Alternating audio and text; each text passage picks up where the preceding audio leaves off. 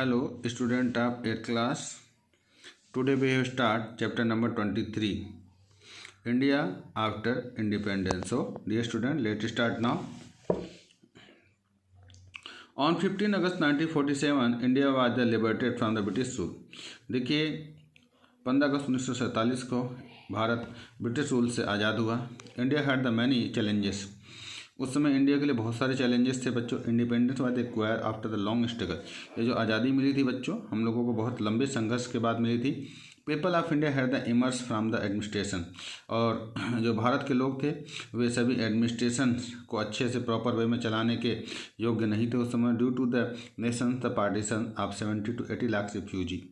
क्योंकि उस समय हमारे देश का बंटवारा हो गया था बच्चों. 70 से 80 लाख जो रिफ्यूजी हमारे यहाँ पर आए थे बच्चों. The new government had the arrange for their employment and food shelter. जो नई सरकार थी ये उसकी रिस्पॉन्सिबिलिटी थी ये उन सभी लोगों के लिए भोजन और शेल्टर और रोजगार की व्यवस्था करे. There are 562 princely states in India.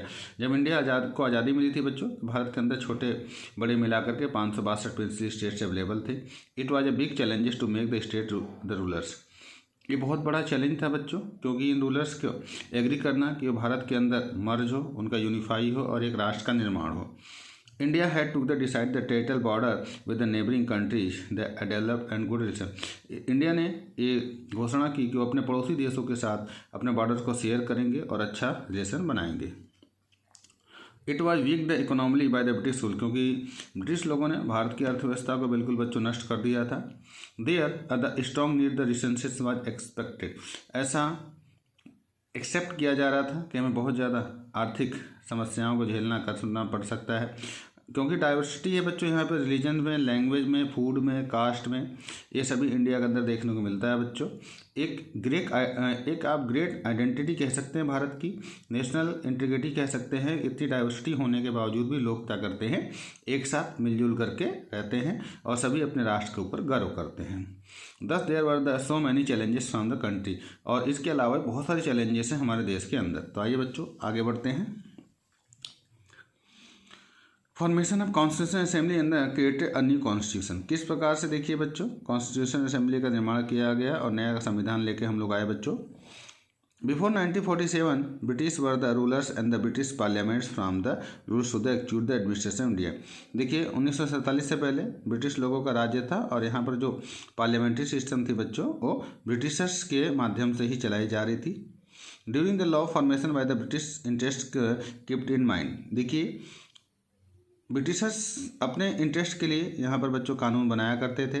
Participation of individual was not there. यहाँ पर भारतीयों का कोई भी योगदान नहीं था बच्चों. Occasionally some demands was accepted. कभी कभार भारतीयों की कोई भी डिमांड को एक्सेप्ट कर लिया करते थे. दस the Indian people were the demanding the participation the formation of constitution. लेकिन हाँ, इंडिया के लोग हमेशा इस बात की डिमांड किया करते थे कि उनका भी योगदान कॉन्स्टिट्यूशन असेंबली में होना चाहिए बच्चों. Formation of the constitution assembly. आइए देखते हैं किस प्रकार से कॉन्स्टिट्यूशन असेंबली की स्थापना की गई बच्चों. After the second world war the protesting against the British rule was increase in India.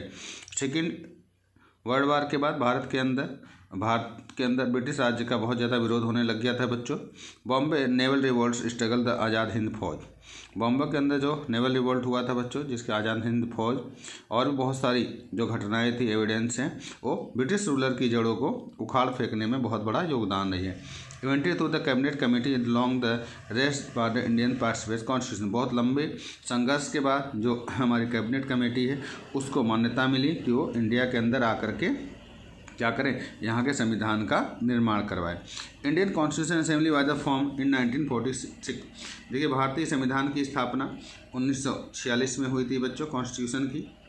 This assembly the representative princely states and the representative governor general. इसके अंदर जितने भी प्रिंसली स्टेट्स थे और जो गवर्नर जनरल थे उन सभी को मेंबर बनाया गया था बच्चों. इस स्ट्रक्चर डेमोक्रेटिक, इसका जो स्ट्रक्चर था बहुत ही ज़्यादा डेमोक्रेटिक था. Representative from the provinces were elected by the basis of the suffrage and the representative of the princely states were nominated by them. देखिए इसमें जो रिप्रेजेंटेटिव थे प्रोविंसेस के उनको एडल सरफेज के माध्यम से इलेक्ट किया गया था और जो प्रिंसली स्टेट्स थे उनको नॉमिनेशन के हिसाब से उनको ऐड किया गया था. 1 representative was elected for the population of 10 lakh. 10 lakh की जनसंख्या पे बच्चों एक रिप्रेजेंटेटिव का चुनाव हुआ करता था। Total number of this the constitution assembly was 389। देखिए टोटल इस प्रकार से टोटल जो कॉन्स्टिट्यूशन असेंबली के मेंबर्स थे वो 389 थे। Out of which 292 members were from the British rule, जिसमें से 292 मेंबर्स ऐसे थे जो ब्रिटिश रूल से थे, 4 ऐसे थे जो अलग प्रोविंसेस थे बच्चों। The chief commissioner rule the provinces of the rest of 93 members. देखिए जो चीफ कमिश्नर हुआ करता था वो बाकी के जो प्रिंसली स्टेट्स थे उनके 93 मेंबर्स के ऊपर रूल किया करते थे बच्चों।